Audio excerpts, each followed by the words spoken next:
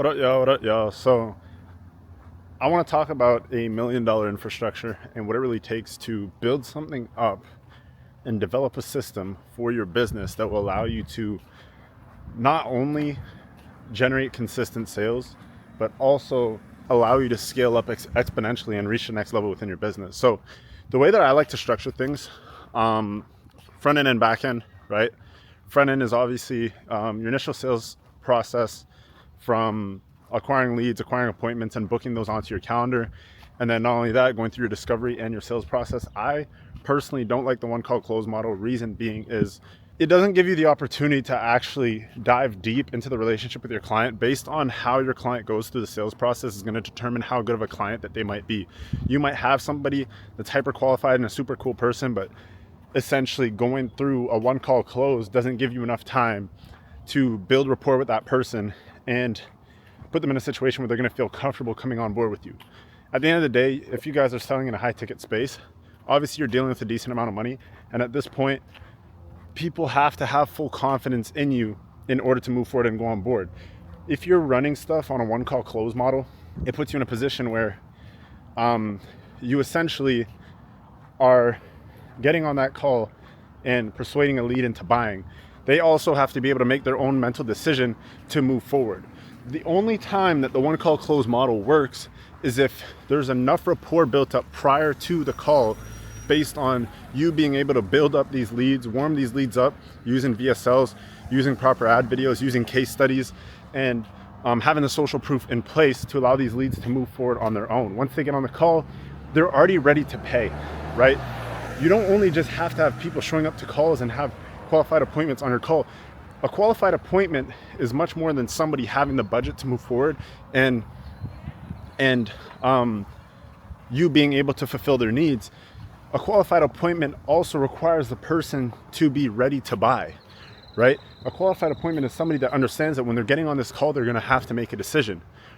You have to find the people that are most likely to buy the soonest and are already nurtured enough to feel comfortable in moving forward with you.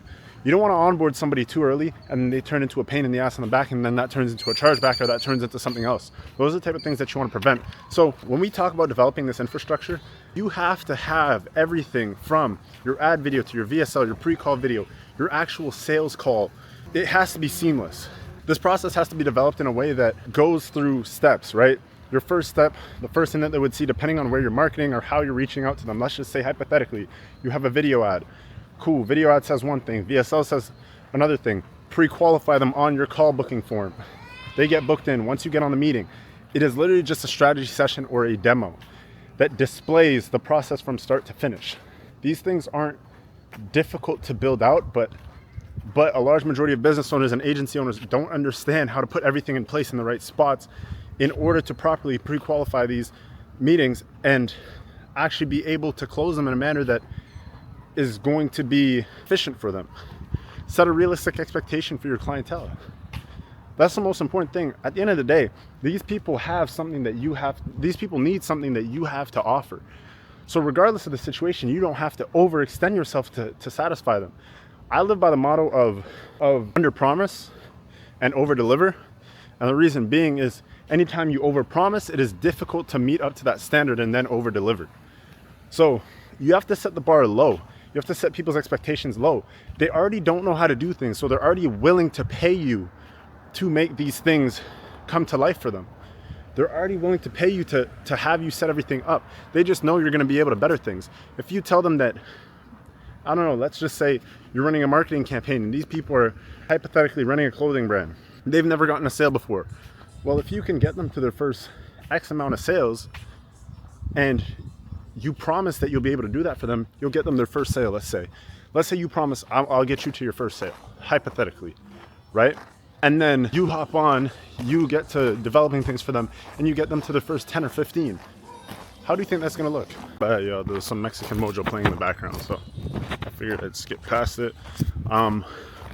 But yeah, there's not much more to it. I want you guys to remember your why and understand, what are you getting into this for? Right? Are you getting into this because you're just looking to make money and you want to make money? No, bro, you also have to service people. Like, I don't know what it is, but for me, when I first got into e-com, it was money. I wanted this, I wanted that, and whatever it is. And as I started to build these things out, I fell in love with the process of building the business from top to bottom.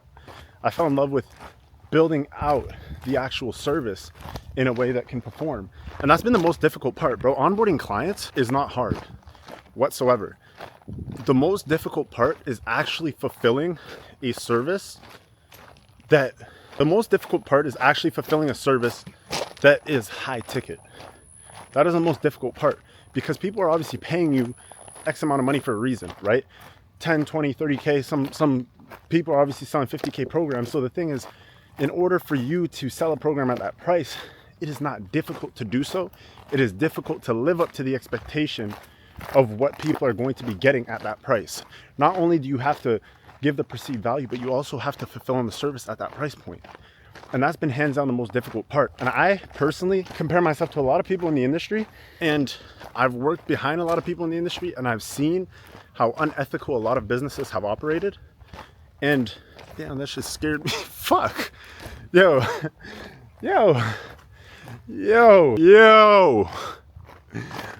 Fuck. Anyways, point being is I've seen how unethical a lot of businesses have operated, and it's not because they were doing it on purpose.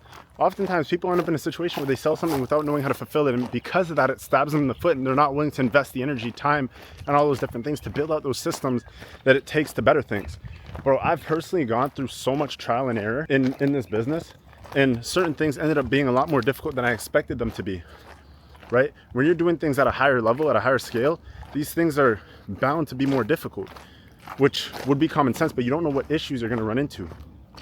Tomorrow I have a big review. Second of all, I'm going to a conference.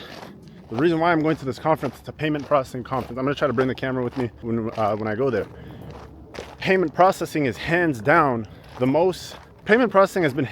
most difficult thing for me to figure out and to get around to. And you would have never expected that. A lot of people get into e-com and see you get banned by Stripe, you get banned by Shopify payments, you get banned by all these different platforms, and they give you payment holds, they do this, they do that, whatever. Imagine doing this on a scale of over 100 accounts, right?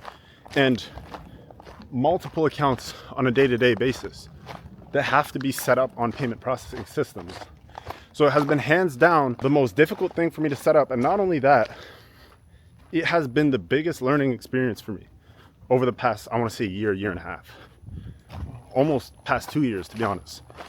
And what I've realized is that in order to be a great business owner, when you run into these issues, you have to take them for what they are and figure out permanent solutions. Don't do no duct tape solutions or none of that stuff. You have to figure out permanent solutions. So yeah, I'm gonna be there tomorrow. I'm gonna try to bring the camera around and get some insight on some of the stuff for you guys. And we'll kind of take it from there. So yeah, today is a nice, beautiful Sunday. And yeah, just figured I'd hop on, give you guys a little bit of value.